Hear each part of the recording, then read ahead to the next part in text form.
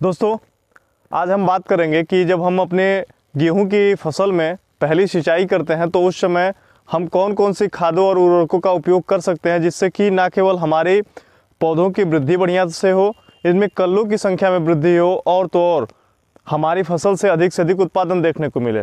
तो दोस्तों, जब हमारी गेहूं की फसल लगभग 21 से 25 दिन की हो जाती है तब हम इसमें पहली सिंचाई करते हैं। और इस सिंचाई में सबसे ज़रूरी ये बात होती है कि ये गेहूं की उपज के लिए बहुत ही प्रभावी सिंचाई मानी जाती है, क्योंकि ये वो समय होता है जहाँ पे हमारे गेहूं की फसल जो है जिसमें से कल्ले फूटना शुरू होते हैं, इनकी जड़ों का विकास बढ़िया तरीके से होता है।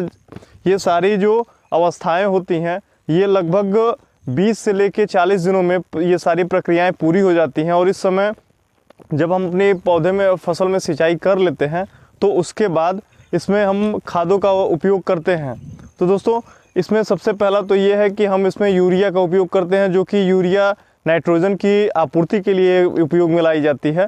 तो यूरिया के साथ अगर हम अन्य जो फर्टिलाइज़र हैं उनका भी उपयोग करते हैं तो ना केवल हमारी फसलों की वृद्धि जो है वो तेज़ी के साथ होती है, बल्कि इनमें कल्लों की संख्या में वृद्धि होती है और इनकी जड़ें जो हैं वो गहराई तक जाती हैं। और गहराई तक जब हमारे पौधे की जड़ें जब जाएंगी तो अधिक से अधिक न्यूट्रिएंट्स जो हैं वो ऑब्जॉर्व करेंगी, जिससे कि हमारे पौधे की वृद्धि और विकास जो है वो बढ़िया तरीके से होगा। तो इसके लिए दोस्तों हम कुछ ऐसे फर्टिलाइजर्स हैं जिनका उपयोग कर सकते हैं।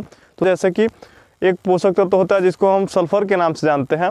सल्फ़र एक ऐसा पोषक तत्व होता है जो केवल हमारे पौधों की वृद्धि में ही भाग नहीं लेता, बल्कि ये हमारे पौधों की आंतरिक जो संरचना होती है उसमें भी बढ़िया तरीके से अपनी क्रियाशीलता दिखाता है। और हमारे पौधों में जो क्लोरोफिल की मात्रा है उसमें वृद्धि होती है, जड़ों का विकास बढ़िया तरीके से होता है और इसमें जो सेल्स होती हैं हमारे पौधों में उनकी संख्या में वृद्धि होती है।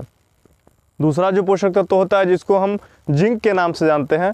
जिंक एक ऐसा पोषक तत्व होता है जो कि हमारे पौधों को गहरा हरा रंग प्रदान करता है, हमारे पौधों में कल्लों की संख्या को बढ़ाता है और तो और दोस्तों, अगर हमारे पौधों की वृद्धि रुकी हुई है तो ये उसकी वृद्धि में मदद भी करता है दोस्तों। और तो और दोस्तों, हम इसके साथ कुछ ऐसे माइक्रोन्यूट्रिएंट्स हैं जिनका उपयोग कर सकते हैं, जिससे कि हमारे जो सूक्ष्म पोषक तत्व होते हैं जिनकी कमी हमारे फसलों में अगर हो जाती है तो इसकी पहचान जो है वो बहुत मुश्किल से हो पाती है। तो अगर हम माइक्रोन्यूट्रिएंट्स का उपयोग करते हैं तो हमारे पौधों में अगर किसी भी प्रकार की पोषक तत्वों की कमी हुई होती है तो इसकी पूर्ति पूरी हो जाती है। इसके साथ ही साथ एक ऐसे पोषक तत्व का उपयोग अगर हम करना चाहें तो कर सकते हैं जिसको हम एग्रोमीन के नाम से जानते हैं। ये आपको लिक्विड फॉर्म में भी मिल जाएगा और ये आपको डस्ट रूप में भी मिल जाएगा। इसका उपयोग करने से हमारे पौधों में जो माइक्रोन्यूट्रिएंट्स हैं उनकी पूर्ति होती है और तो और इसमें बोरान जैसे पोषक तत्व पाए जाते हैं जो हमारी फसलों के लिए बहुत ही ज़रूरी होते हैं। और आगे चल के ये जब हमारी फसलें जो है अपनी वानस्पतिक वृद्धि को पूरा कर लेती हैं और फिर इनमें जो है वो फूल आते हैं, इसमें जो है वो बालियाँ आती हैं, उसमें इनका बहुत ही अहम योगदान होता है।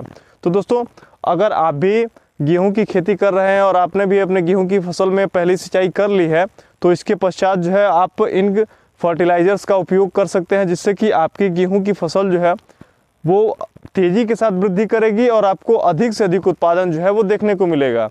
तो दोस्तों, उम्मीद है कि आपको ये जानकारी अच्छी लगी होगी। तो आपको ये जानकारी कैसी लगी आप मुझे कमेंट में बताइएगा। और हाँ, खेतीबाड़ी से जुड़ी जानकारियों के लिए आप मेरे चैनल को लाइक और सब्सक्राइब करना ना भूलिएगा। कितना मिनट